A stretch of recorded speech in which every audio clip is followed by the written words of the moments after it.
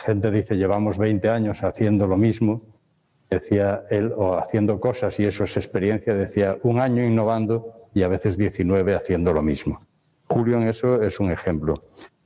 Y por último, recalcar su papel de comunicador. También dice en muchas ocasiones que la comunicación es algo que no nos han enseñado en las universidades o en las facultades, con lo importante que es la comunicación médico-paciente.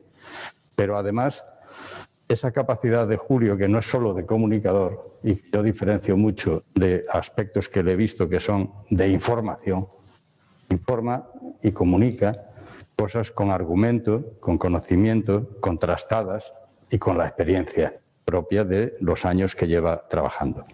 Participa actualmente frecuentemente en muchas en cadenas de televisión, en radio, publicaciones, etcétera, porque esa labor de informar se le da muy bien y la comunica muy bien. Y más, Julio, cuando quieras. Pues muchas gracias por tu presentación. Voy a compartir mi pantalla, pero necesito si me pueden dar el privilegio para compartir. Ahora. Muchas gracias.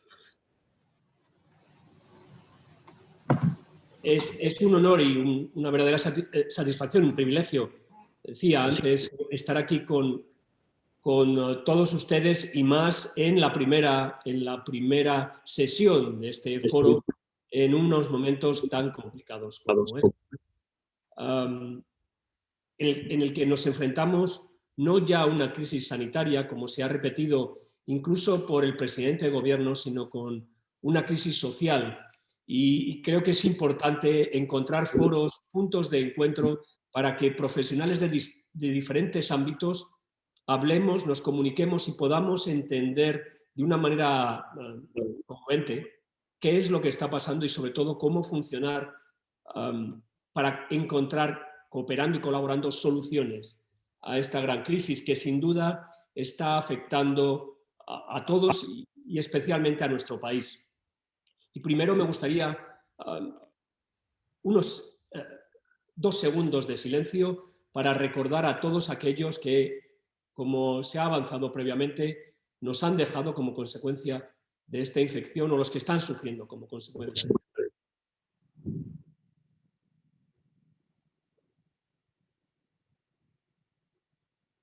Es sin duda un reto, un sufrimiento y debemos recordarlo y hacer cosas para que esto, de alguna manera, podamos solucionarlo lo antes posible y además tomemos medidas para que no vuelva a pasar, porque estamos ante una pandemia, una infección global, que empezó incluso con titubeos por parte de las organizaciones, por las agencias supranacionales que tienen que encargarse de velar por la seguridad y la salud pública, y que, como se ve en este artículo de este mismo año del New York Times, ya el 28 de febrero de 2020 se hablaba de si era una epidemia o una pandemia y cómo la OMS jugaba un papel importante a la hora de definir la estrategia de respuesta a este gran problema.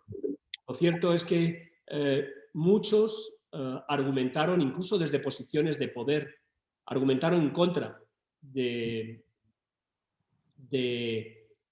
los avisos de la Organización Mundial de la Salud e incluso en nuestro país se consideró por las autoridades y por los centros de vigilancia epidemiológica que este problema no nos iba a afectar y que si iba a afectarnos iban a ser muy, muy pocos casos. Visto a posteriori, incluso visto a priori, esto era poco fiable y vivimos en este momento no las consecuencias, sino inmersos en el problema. Pero no era solo Bill Gates el que sabía que esto iba a pasar. Y les llamo la atención a este artículo publicado en la Revista Española de Salud Pública en el verano de 2009. En él, Pedro Arias Bohigas, del Centro de Coordinación de Alertas y Emergencias Sanitarias, ya hablaba que desde la epidemia de SARS en el mundo, y leo literalmente, el mundo ha estado preparándose para una pandemia de gripe con las siguientes asunciones. Primero, sería causada por un virus mediana o altamente virulento. él ponía el ejemplo del H5N1, empezaría en el sudeste asiático. Tercero, como consecuencia de lo anterior, posiblemente habría ciertas dificultades para disponer de datos de calidad, incluyendo el conocimiento detallado del virus, hasta que los países occidentales estuvieran afectados. Cuarto, se produciría más probablemente durante las estaciones de otoño e invierno, solapándose con la temporada de gripe estacional, que nos viene azotando todos los años, y todos los años es necesario un plan de invierno para afrontarla. Y habría un riesgo de resistencia a los tratamientos con antivirales. Esto es una descripción casi perfecta de lo que estamos atravesando actualmente. Y el mismo autor decía que esto iba a suponer un reto para la ética importante, para cómo funcionan nuestras sociedades. Porque iba a haber un conflicto entre los derechos individuales frente a la protección de la salud colectiva, por la necesidad de priorizar qué pacientes reciben tratamientos especializados y limitados en su disponibilidad, porque las vacunas tardan en producirse y los contratos para su adquisición se hacen cuando aún no hay suficiente conocimiento sobre la posible evolución de la pandemia, porque a título individual los profesionales sanitarios también se enfrentan a dilemas éticos, el miedo al contagio propio de los familiares cercanos o la necesidad de cuidar de miembros enfermos de sus familias, porque los recursos dedicados a monitorizar la pandemia, informar y educar a la población, transmitir información a los profesionales, preparar y gestionar las vacunas y otros medicamentos serán detraídos de los que se utilizarían para otras enfermedades o problemas de salud, y porque la gestión de la información también implica aspectos éticos. La información epidemiológica detallada puede ser usada con fines perversos. Como resumen, básicamente en el año 2009, hace 11 años, se describía con perfecto detalle qué situación íbamos a atravesar, qué crisis íbamos a atravesar en nuestras sociedades. Porque en realidad lo que está ocurriendo desde un punto de vista actual, entendiendo la vida como algoritmos que funcionan, que producen resultados y que se comunican entre ellos, es que un algoritmo tóxico codificado en una cadena de ARN encapsulada por proteínas interfiere con nuestro algoritmo, con nuestros algoritmos, con nuestro código genético descrito por Watson y Crick a mediados del siglo XX, y se apodera del control, en muchos casos, del funcionamiento de ese algoritmo. Y esto nos lleva a una crisis global producida por el apoderamiento, por la infección de coronavirus, de SARS-CoV-2, sobre el organismo humano, que, como se puede ver aquí, sin tratamiento y sin vacunas efectivas, aunque hay esperanzas, pero todavía no tenemos ni tratamiento ni vacuna efectiva contra este virus, causaba a 20 de octubre de 2028, en la imagen de la izquierda, 40,4 millones de infecciones diagnosticadas, muchas más seguro sin diagnosticar, y más de 1.100.000 muertes en todo el mundo, como puede verse en ese gráfico de Johns Hopkins University. Algo que surgía en una zona restringida de China ha terminado por convertirse en un gran problema, fundamentalmente en las sociedades occidentales, en Europa y Estados Unidos. Puede verse a la derecha los datos de esa misma fecha, hasta 20 de octubre, cómo había evolucionado la pandemia en una primera ola y la segunda ola que se inició a finales del mes de julio de 2020. Pero si lo comparamos, fíjense, 20 de octubre de 2020, 40 millones, 1.100.000 muertes. Esto es menos de un mes después, 18 de noviembre de 2020. 55, casi 56 millones de personas infectadas en el mundo. En menos de un mes hemos pasado de 40 a 56, y de 1.100.000 a 1.300.000 muertes. Y como mencionaba antes, fundamentalmente enfocado en países occidentales, Europa, Estados Unidos, algo de India y gran parte de Latinoamérica. Y si se ve la imagen de las curvas, vemos que la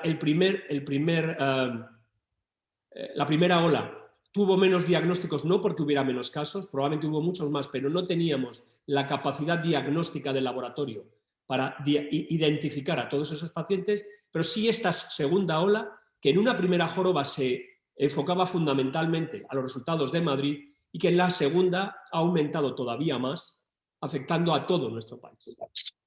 Es extraordinario el comportamiento de este virus y del diálogo entre ese virus y los ciudadanos y nuestras sociedades. Porque no todos somos iguales. En esta misma gráfica tomada hoy, comparando Japón, 130 millones de habitantes, con Estados Unidos, 300 millones de habitantes, vemos que, aunque la imagen de las curvas pueden ser similares, si miramos al eje de la Y, el número de casos diarios nuevos en Japón está en este casi tercer pico en poco más de 1.500 diarios. Mientras que en Estados Unidos se multiplica esa cifra por 10, más de 150.000 casos diarios, cuando la población de Estados Unidos no multiplica por 10 la población de Japón. Algo no funciona igual. No todos somos iguales. Y comparemos Corea con Alemania. Corea, 51,5 millones de habitantes, Producto Interior Bruto ligeramente superior al de nuestro país, una península con mayor densidad de población que la nuestra, Alemania, 83 millones de habitantes. De nuevo, Corea, el eje de la Y, tiene ahora mismo poco más de 250 casos diarios. Alemania está superando los 20.000 casos diarios y se suponía que Alemania era el ejemplo del éxito en Europa occidental. Algo más hay que no entendemos, que no sabemos, que no podemos hacer.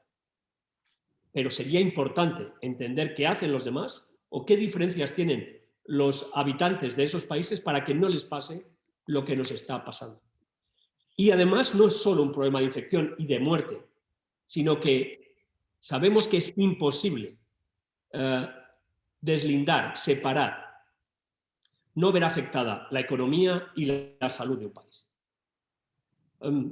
No hay economía sana sin salud en la población, no hay salud en la población sin una economía sana. Y hay algunos estudios muy interesantes, como este de Óscar Jordá, que ha investigado cuál es el impacto económico de las pandemias que han ocurrido fundamentalmente en Europa Occidental con más de 100.000 muertos. Y hay patrones de comportamiento que nos pueden orientar a entender cómo esta pandemia sin duda va a tener unas repercusiones económicas, unos impactos en la economía de los países que no se van a resolver a corto plazo, que duran décadas. Por tanto, este problema no es un problema del sistema sanitario. El sistema sanitario está al final de la cadena. Este es un problema social, de cómo respondemos como sociedad a este gran reto. Porque este virus, igual que los virus informáticos, tienen dos cosas que no pueden evitar hacer. Primero, contagiar. Si hay una red, si hay equipos o personas susceptibles, los infectan. Segundo, intentan tomar el control de todo el sistema. Y en nuestro caso, SARS-CoV-2 está controlando el sistema inmunitario de los individuos y también inmunitario de respuesta a los retos de las sociedades. Sabemos que el sistema inmune, que responder adecuadamente nos puede servir para ser sufridores asintomáticos, para tener infecciones asintomáticas por parte del virus, pero que cuando ese sistema deja de funcionar adecuadamente, sobreresponde, sobreactúa en unos casos e infraactúa en otros, terminamos por desarrollar una disregulación, un mal funcionamiento del sistema inmune y llegamos a la manifestación grave de la enfermedad y eventualmente la muerte. Y el problema está en que todas nuestras redes, la de los seres vivos, la de los seres humanos, pero también todos los sistemas de red que hemos montado son extremadamente vulnerables a estos virus, tanto los informáticos como los virus de material biológico. No es extraño, por tanto, que Bill Gates estuviera tan interesado desde hace tanto tiempo en los retos que los virus biológicos pueden imponer para las sociedades humanas. Y otra cosa interesante a considerar es cómo estas sociedades humanas empiezan a fragmentarse cuando el engaño se introduce en el funcionamiento de las mismas. Ha sido estudiado por Robin Dunbar, un antropólogo británico que describió el número de Dunbar, el número de personas máximo con el que los humanos nos podemos relacionar de manera efectiva para hacer que las organizaciones funcionen, y que ha estudiado cómo la mentira antisocial, el engaño que busca el beneficio de parte, termina por desestructurar, por fragmentar las redes sociales. Y cuando hablo de redes sociales no me refiero únicamente a los medios digitales de comunicación, al social media. Me refiero a las organizaciones humanas que se estructuran en redes.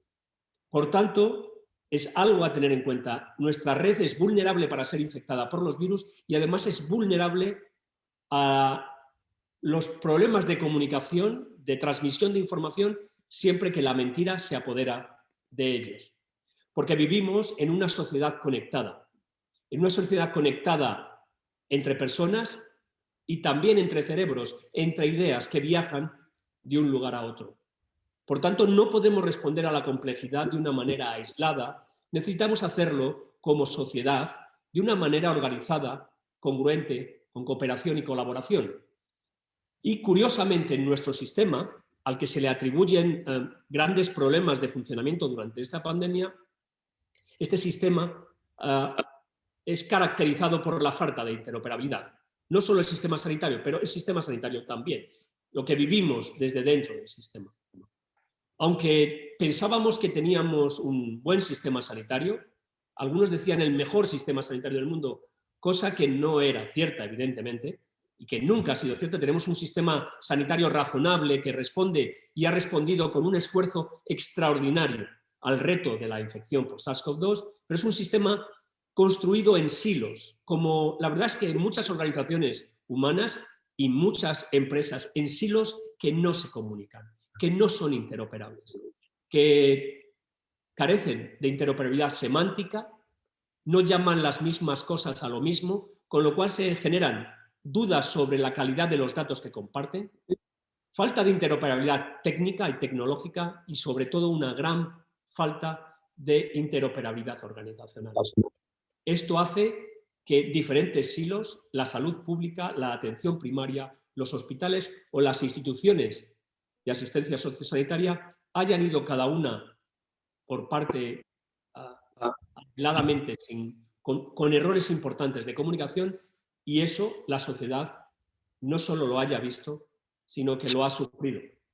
Desde el Hospital Clínico nos planteamos cómo responder a esta pandemia muy al principio de los casos. Realmente, a primeros del mes de marzo, ya teníamos algún caso identificado con enormes dificultades para conseguir que a ese paciente, un paciente que había tenido contacto con un ciudadano italiano, le hiciera una PCR, porque no cumplía estrictamente los requisitos que desde Salud Pública nos habían dicho que tenía que cumplir. Pero aún así, nos pusimos a organizar el funcionamiento de nuestro hospital, considerando que el hospital está constituido por personas, no solo profesionales o trabajadores, sino también estudiantes. Somos el Hospital Clínico, somos el hospital de la Universidad Complutense. Con frecuencia digo que no somos como el 12 de octubre, el Gregorio Marañón, que son hospitales afiliados a la Universidad Complutense. Nosotros somos la Universidad Complutense y estamos cedidos demanialmente al sistema sanitario para prestar un determinado servicio. Los pacientes, sin duda, que son la clave, son el centro de nuestro funcionamiento. Funcionamos para ellos y por ellos, y sus familiares, que han estado especialmente afectados por muchas razones durante esta pandemia. Además, tenemos que tener en cuenta los recursos, cómo íbamos y cómo hemos gestionado los recursos y qué reglas hemos puesto en marcha para hacer esto posible. Y nuestra idea era construir, ya desde antes de la pandemia, un hospital basado en la generación de valor. Lo de valor empieza a ser una palabra difícil de entender, luego explicaré qué entendemos por valor aquí, pero que se utiliza de manera intercambiable, igual que innovación. Y nos ha interesado mucho siempre construir una fórmula que nos permita siempre medir si estamos o no estamos generando valor para, primero, los ciudadanos, segundo, para nuestros pacientes y sus familiares. Y para poder generar valor en esa fábrica multiproducto que es un hospital, pensábamos que teníamos que centrarnos primero en la asistencia orientada a las personas, centrada en las personas y, por supuesto, en la utilización de datos para poder llevar a cabo decisiones justificables y razonadas, elaborando modelos predictivos que nos pudieran ayudar a la toma de decisiones y también herramientas como la telemedicina para dar asistencia a todos esos pacientes que no podían desplazarse por condiciones que no estaban directamente relacionadas con COVID, pero que estaban sufriendo las consecuencias de la pandemia, que no podían desplazarse hasta nuestro hospital.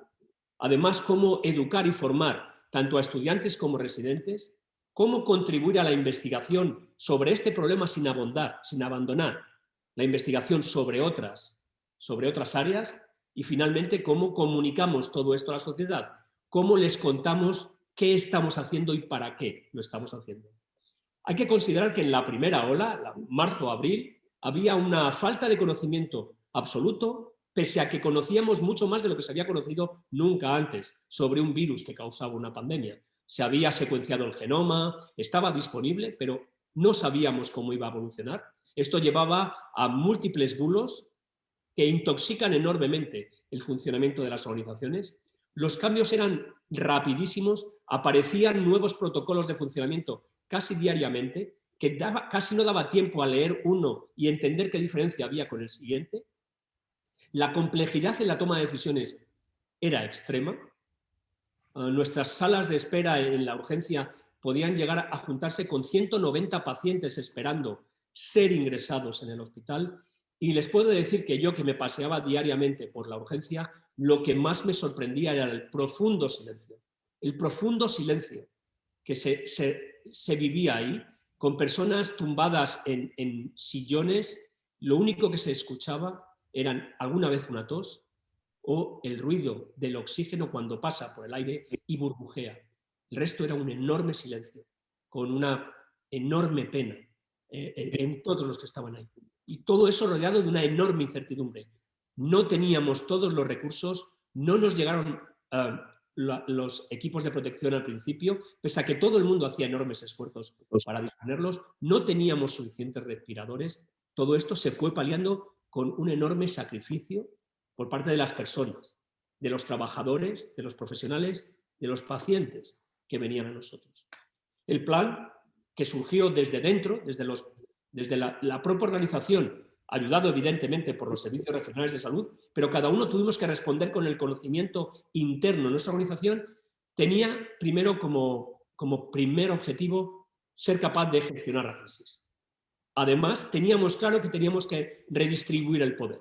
Hay que dar el poder al que tiene el conocimiento en situaciones de gran incertidumbre, porque ellos se organizan para responder en situaciones como esta. Era clave la comunicación interna y externa y, sobre todo, enorme flexibilidad. Teníamos que cambiar continuamente los planes. ¿Qué acciones pusimos en marcha? Primero, la creación de un comité de emergencia con 2 reuniones diarias, presidido por mí, en el que se incluían a todos trabajadores y profesionales involucrados en las áreas críticas, urgencias, hospitalización y UBI, así como laboratorio, suministros, preventiva o salud laboral. Teníamos que garantizar la disponibilidad de las personas, su seguridad y la distribución de equipos.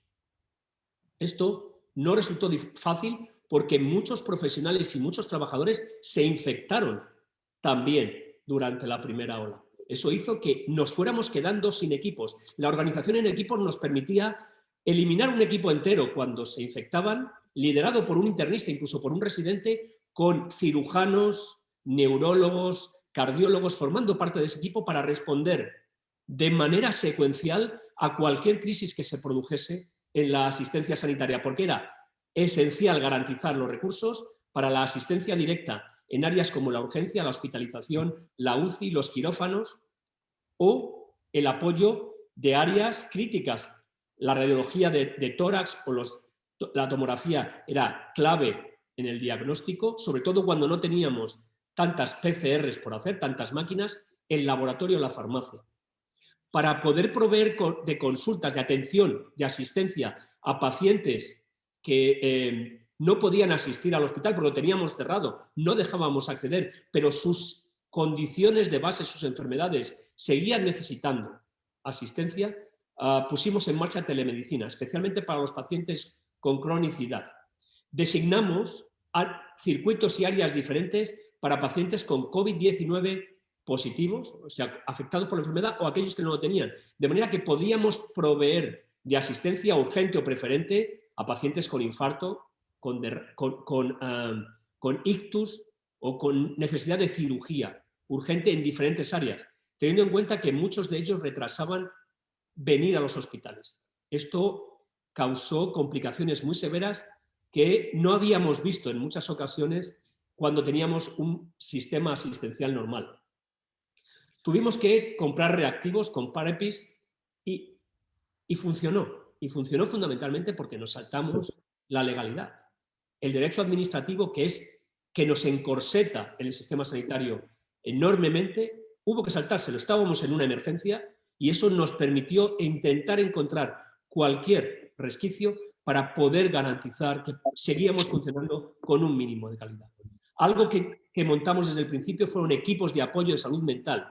Los psicólogos y los psiquiatras del hospital se dedicaron a visitar las diferentes áreas para dar apoyo a personas que estaban desgastándose en primera línea en el contacto directo con la vida y con la muerte, con personas que vivían y que morían en muchos casos aisladas sin contacto con sus familiares o con personas que simplemente iban equipadas con sistemas de protección sin una relación directa. Esto nos hizo incorporar, además, por los problemas de ética en la toma de decisión, a los comités de ética, al comité de emergencia, para poder plantearnos cómo favorecer las relaciones interpersonales y cómo responder al duelo. Algo que sin duda ha llevado un gran pesar y un gran sufrimiento tanto a los enfermos, sobre todo a las familias.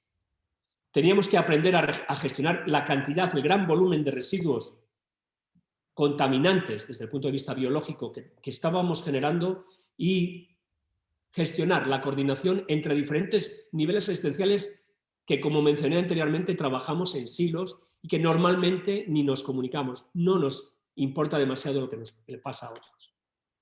La asistencia sanitaria ha sido clave tanto para COVID-19 como para no COVID-19. Por ejemplo, Julián García Feijóo y Pedro Arriola Villalobos han sido clave en el trabajo del servicio de oftalmología con un gran volumen de pacientes susceptibles, no solo para garantizar la asistencia, sino para generar investigación que nos permitía incluso diagnosticar a pacientes con pocos síntomas, pero que eran clave para no sacarlos después a que, si no los identificáramos, podían terminar generando infección en el resto de la comunidad. Y hemos impulsado muy notablemente la cirugía de mínima invasión y con robots para pacientes no COVID-19, intentando garantizar la seguridad del paciente. Y hemos incorporado un robot de cirugía, durante este tiempo, de cirugía para la cirugía de columna vertebral o para la cirugía de rodilla. Es decir, hemos intentado no abandonar todo aquello que es beneficioso no solo para el pico del iceberg, que son los pacientes con COVID-19, sino para esa gran masa del iceberg que está escondida y que, sin embargo, nos está esperando ahí. Como dije antes, creamos herramientas o utilizamos herramientas para basar nuestras decisiones en cuadros de mando que en tiempo real nos permitían saber cómo estaban nuestros pacientes, no solo en el Hospital Clínico San Carlos, sino en toda la Comunidad de Madrid, intentando incorporar todos los datos de las diferentes repositorios, las diferentes bases de datos, para ser explotados y ayuda en la toma de decisión y visualizar los datos. De manera que pudiéramos saber en qué fase estábamos y lo pudiéramos compartir con todos los profesionales y los trabajadores que tienen que tomar decisiones. Y esto afortunadamente, ya estaba disponible en la segunda ola. En la formación hemos recurrido a la utilización de redes sociales, Twitter, Instagram. Yo me relaciono con muchos de mis estudiantes a través de redes sociales. Comparto con ellos las clases, les explico qué es lo relevante, y con los residentes de cirugía o de medicina, intentando ofertarles experiencias docentes que, si no, debido a esta pandemia, mermarían, si no lo hiciéramos, mermarían notablemente su formación y podría resultar en un problema cuando estos profesionales se incorporaran a la práctica clínica. Y desde luego no hemos olvidado la formación continuada. La formación continua de nuestros profesionales, muy orientados a la respuesta a la pandemia, pero también a la formación en comunicación, en la gestión del duelo, en la parte humana que muchas veces hemos olvidado. La medicina no es solo una ciencia, tiene una parte de ciencia, pero fundamentalmente tiene que ver con aceptar la agencia y la experiencia del resto de los seres humanos que necesitan nuestra atención. En investigación nos hemos implicado notablemente creando un registro COVID, un gran lago de datos que ha recibido además financiación de la Unión Europea a través de su Horizonte 2020 para desarrollar herramientas de la inteligencia artificial que nos permitan tomar mejores decisiones. Nos implicamos desde el principio, todos los profesionales, en el primer ensayo clínico promovido por la OMS, Solidarity, en el que se probaban diferentes fármacos para ver si alguno de ellos era efectivo. La hidroxicloroquina era el más famoso de ellos. Hay ya resultados liderados por nuestro hospital que demuestran que ninguno de los medicamentos utilizados, ni el Remdesivir ni la hidroxicloroquina, servían para cambiar la historia natural de la infección por SARS-CoV-2, y estamos involucrados ahora en 2 tipos de vacuna, una de ellas con MSD y otra con Janssen. Hemos trabajado de manera muy intensa en investigación clínica y translacional y hemos recibido contribuciones por parte de la sociedad civil para, mediante un sistema de crowdfunding, incentivar, promover investigación clínica y translacional en SARS-CoV-2. Y además nos hemos orientado a la investigación social. Este es un trabajo de Pedro Arriola Villalobos que nos permitía, como dije antes, investigar y tomar decisiones con pacientes poco sintomáticos, y de hecho fue Pedro quien reportó que la anosmia, la pérdida del olfato o la pérdida del gusto eran marcadores de buen pronóstico para la infección por SARS-CoV-2, o también hemos investigado y tenemos un algoritmo recientemente publicado para predecir la buena evolución de los pacientes que vienen a la urgencia con sintomatología. Gracias a esto hemos sido capaces de no ingresar más de 250 pacientes en lo que va de segunda ola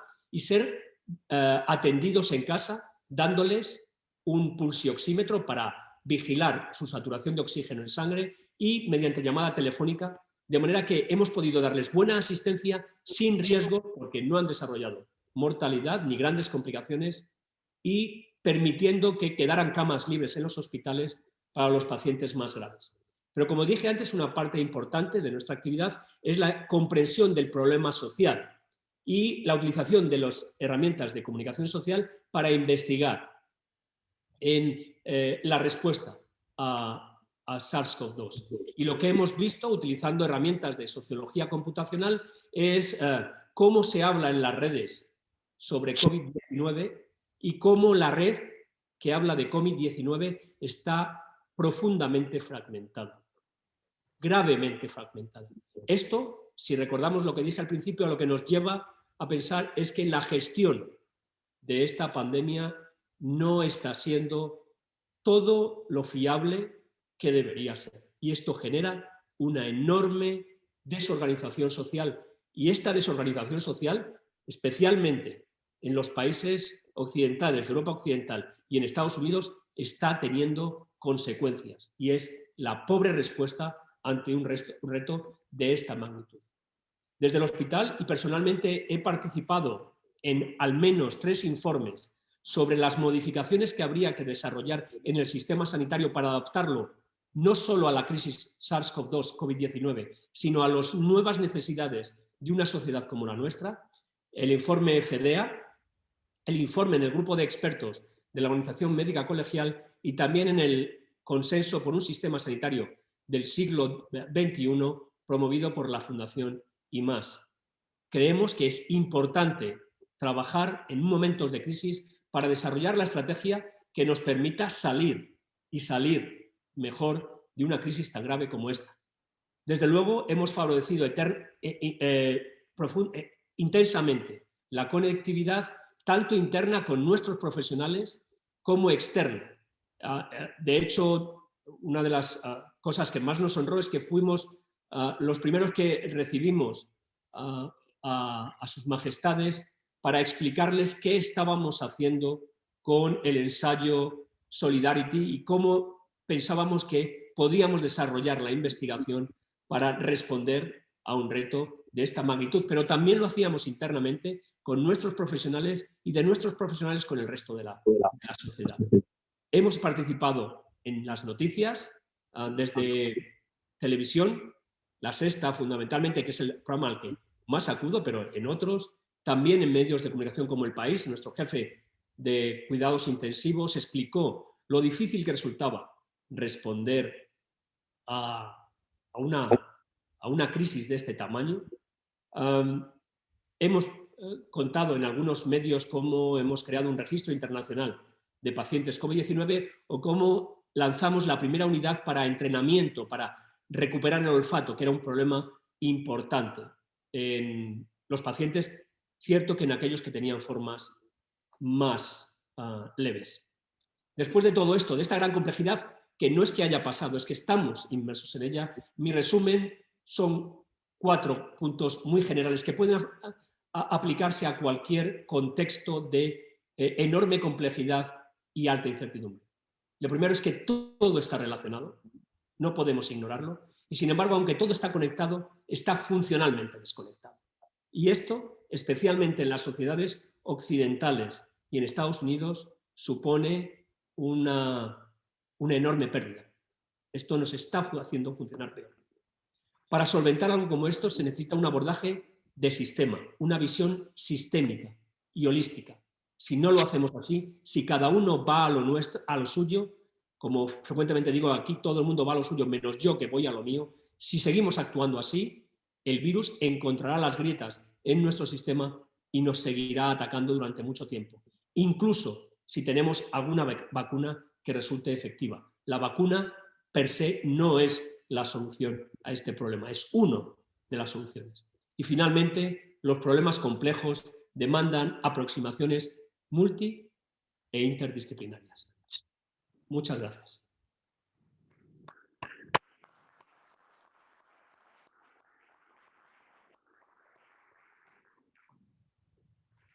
Bueno, pues ahora pasaremos a ver si podemos dar respuesta a algunas preguntas que me van a pasar.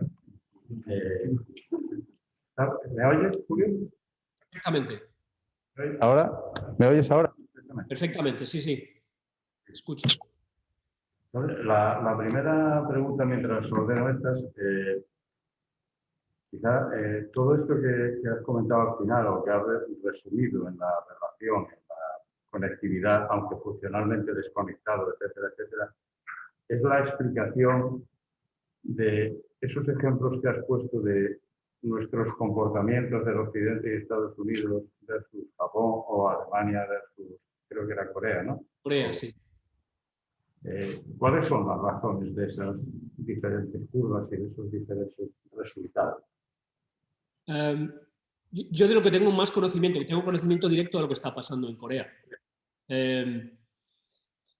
Primero que nuestro conocimiento es imperfecto, o sea que cualquier cosa que diga probablemente pueda mejorarse a lo largo del tiempo, pero fundamentalmente su capacidad para responder de manera uniforme ante retos comunes.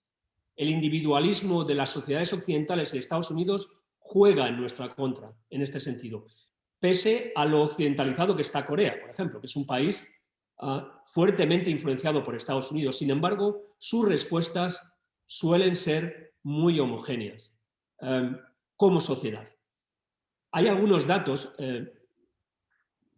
La antigua presidenta de de Corea, la anterior presidenta de Corea, por inacción en algunas, también por algunos casos de corrupción, pero por inacción en momentos cruciales, en crisis cruciales, terminó siendo juzgada y está en la cárcel. En países orientales como Corea o Japón, fracasar y no hacer nada no está bien tolerado. Ellos están tomando medidas incluso desde que tienen un solo paciente afectado.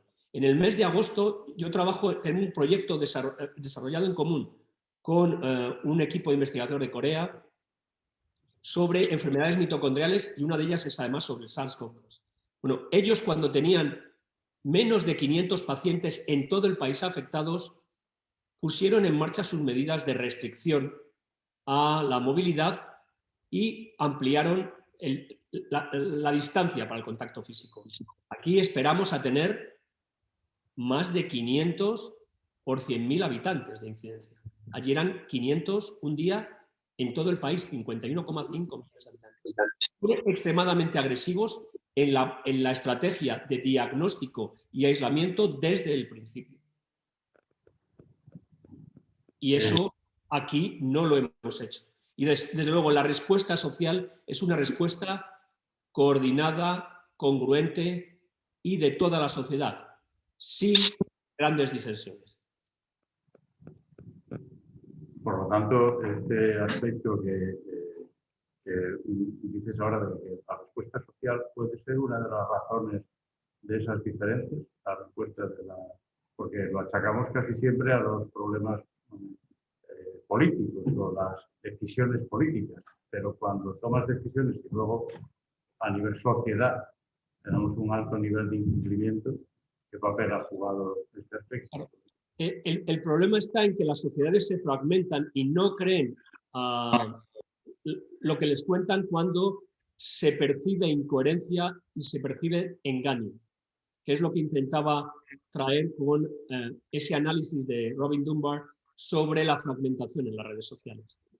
La falta de congruencia, de simetría y de reciprocidad en los mensajes y las acciones lanzadas por los líderes terminan siendo percibidos por los ciudadanos como mentiras, como engaño, y eso hace que la sociedad se fragmente y no responda de manera coherente. Aquí hay una pregunta también en relación con lo que comentaste del sistema sanitario, de si España, si se eliminaran estos silos a los que usted ha hecho referencia, podría tener un mejor nivel sanitario. Los hilos no son solo los 17 sistemas que suelen... No es un problema ya de las autonomías, es un problema de conceptualización del sistema sanitario.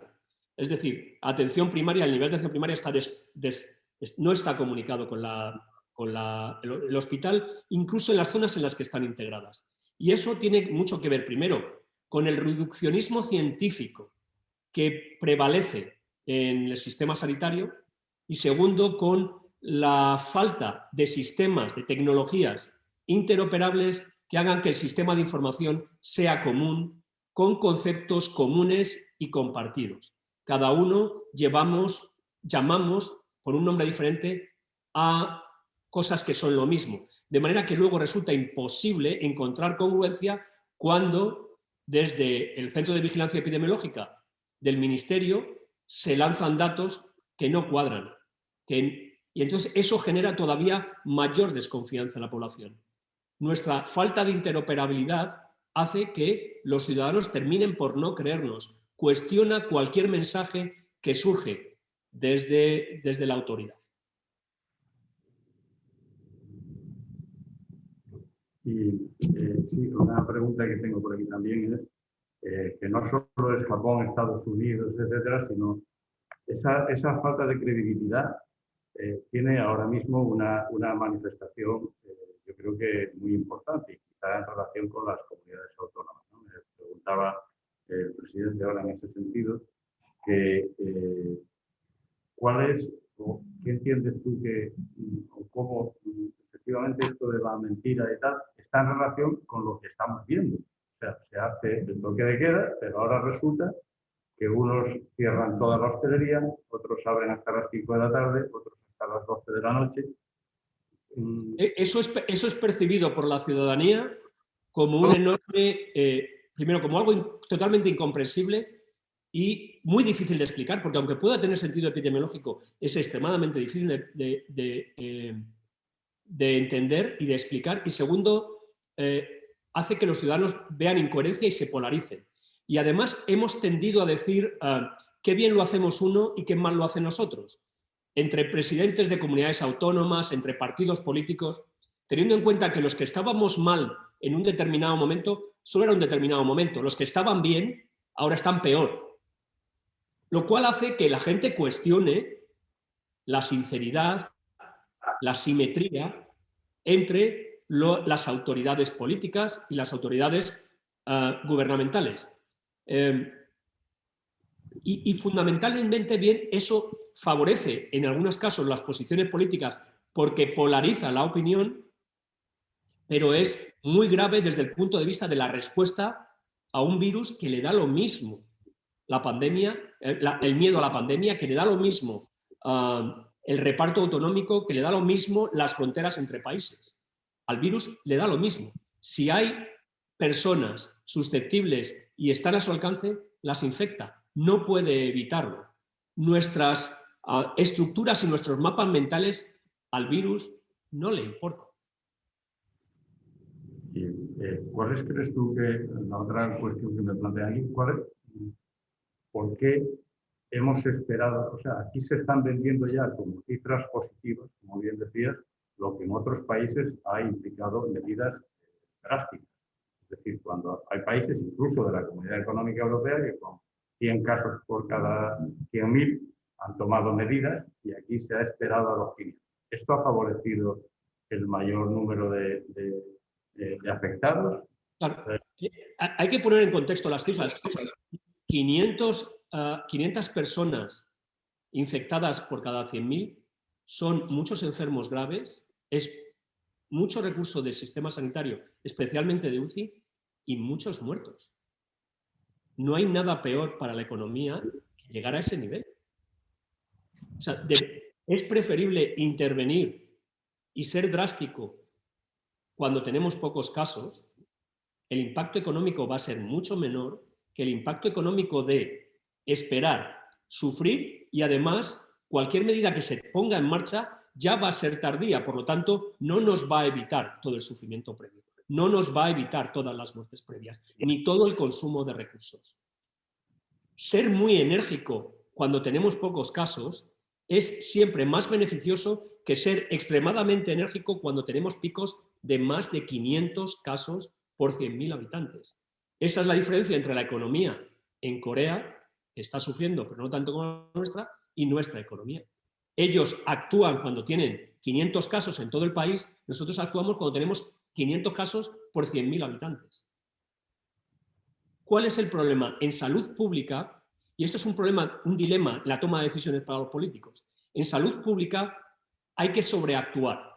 Es preferible pasarse que no llegar. ¿Cuál es el problema? Que a los políticos les cuesta mucho explicar que han tomado medidas y no ha pasado nada. Es que para eso se hace. Se toman medidas para que no pase nada. Hay que invertir mucho para que no pase nada. Pero luego les cuesta enormemente explicar eso. Con lo cual, se crea un problema enorme cuando ya toman medidas porque no queda más remedio, ya es demasiado tarde. La recomendación ante pandemias es preferible sobreactuar y que no pase nada a actuar enérgicamente tarde y que entonces vivamos todas las consecuencias.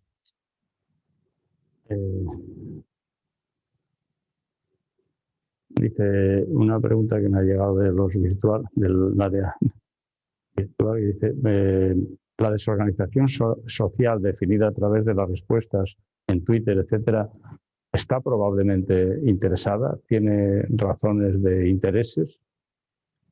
Claro, la desorganización de los grupos sociales tiene intereses. Hay intereses.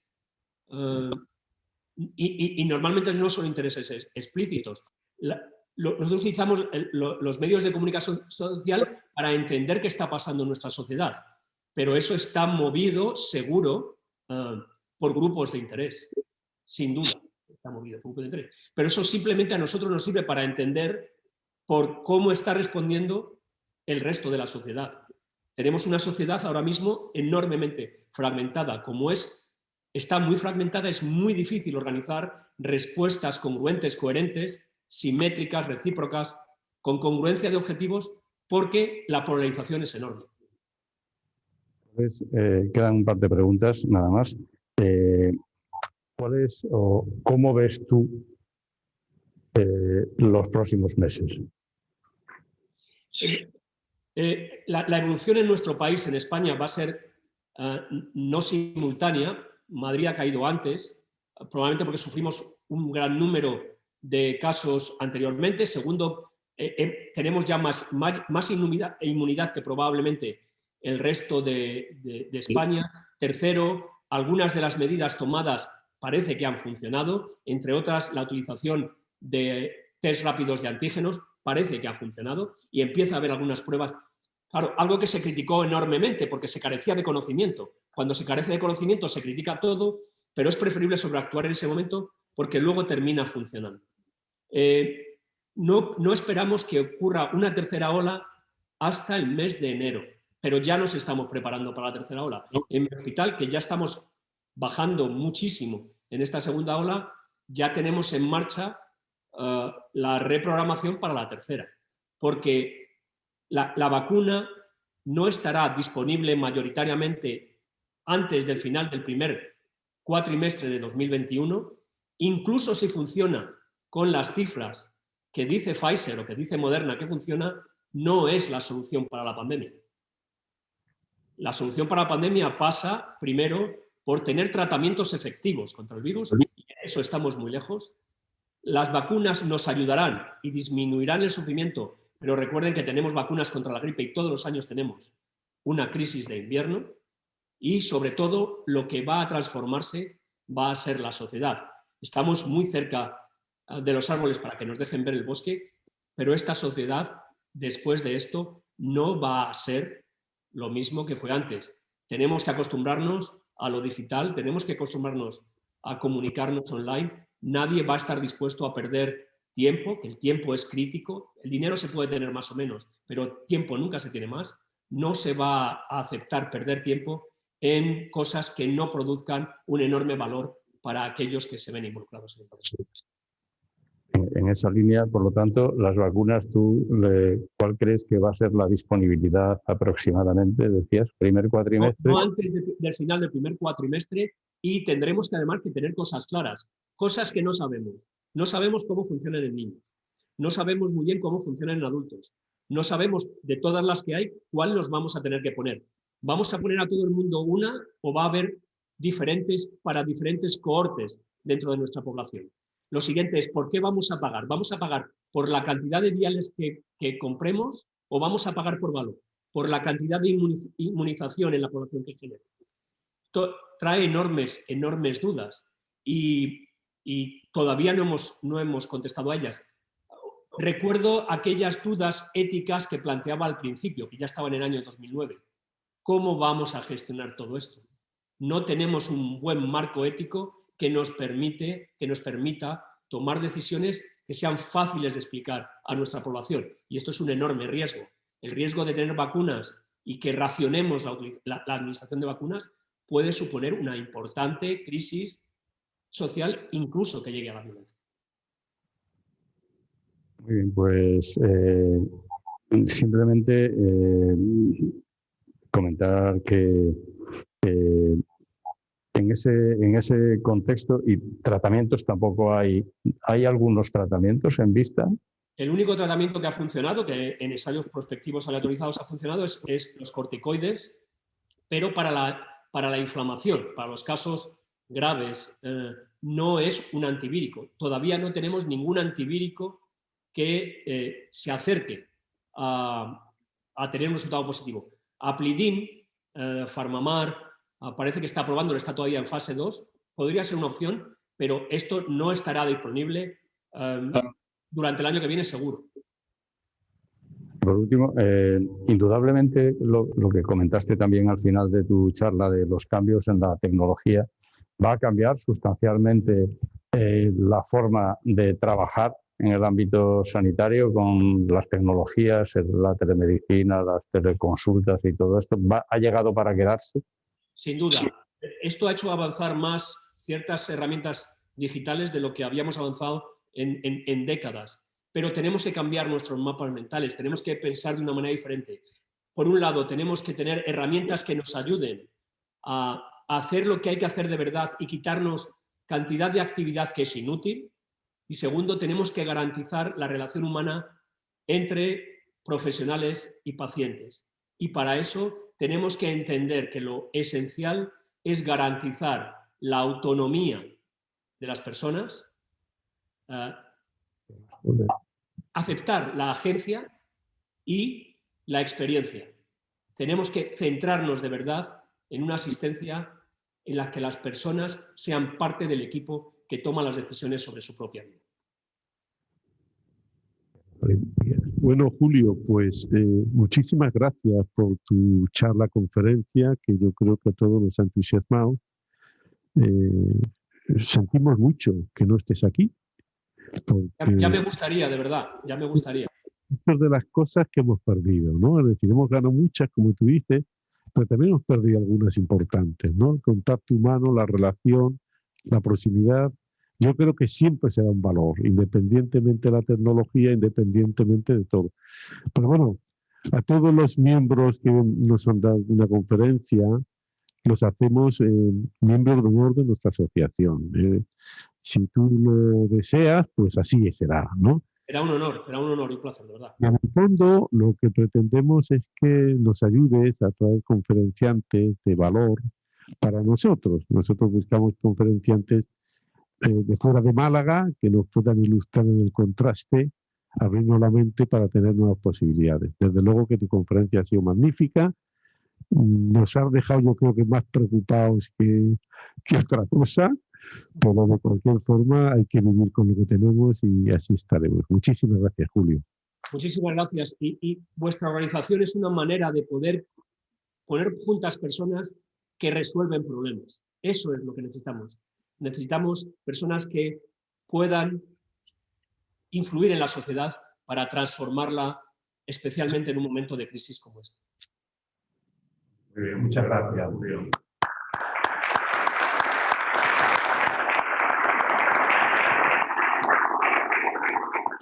Muchas gracias. Ya te llamaré para hablar contigo. Venga, muchas gracias. Gracias. Adiós. Bueno, vamos a hacer la asamblea general de los asociados que un momentillo y luego pasaremos a... Habíamos quedado a las 2 y cuarto, ¿no? Es decir, es un poco antes. Yo creo que la gente que estamos y las delegaciones de votos somos los que somos. Yo creo que si no tenéis ningún inconveniente, pues empezamos la asamblea ahora, que yo creo que nos vendrá bien, ¿no?